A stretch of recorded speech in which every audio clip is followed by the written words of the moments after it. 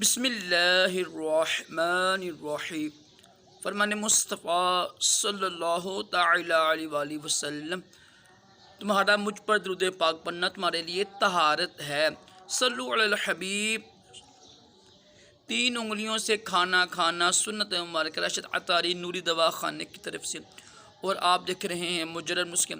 ایک نسخہ لے کر آیا ہوں، خشک کھانسی ہوتی ہے نا، گلے میں درد ہوتا ہے، خشک کھانسی ہو جاتی ہے، پھر بخار ہوتا ہے، تو یہ بڑا آسان سا نسخہ ہے، ٹھیک ہے۔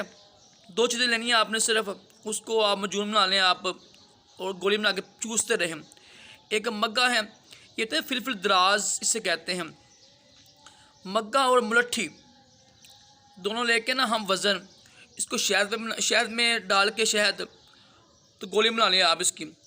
ہر 2-3 گھنٹے کے بعد نا ایک گولی چوسیں، انشاءاللہ خشک کھانسی اور بخار کے لیے بہترین یہ گولی ہوگی۔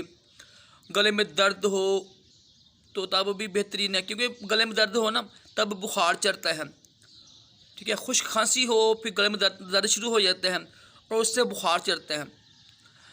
اکثر دیکھا ہوگا آپ نے، جس کے گلے میں درد ہو نا، چاہے وہ گلٹی بنی ہوں، گلے پکے ہوں، گلا خراب ہو نا، تو اس سے بخار ہونا شروع ہو جاتا ہے۔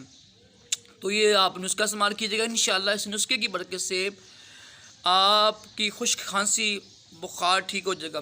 مگا یہ نا فلفل دراز بھی کہتے ہیں اس کو، اور ملٹھی عام 2 چیزیں مل جائیں گی آپ کو پنسار اسٹور سے۔ ہم وزن لینی ہے اور اس میں شہد ڈال کے گولی بنا لیں آپ، تو اس کو چوسنا آپ نے 3 گھنٹے کے بعد، انشاءاللہ خشک کھانسی ٹھیک ہو جائے گی۔ اللہ پاک ہم سب کو خشک کھانسی، بخار اور تمام جسمانی روحانی بیماریوں سے محفوظ رکھے، دونوں جہانوں کی بلائیاں عطا کرے۔ صلو علی الحبیب صلی اللہ علیہ محمد صلی اللہ علیہ وسلم۔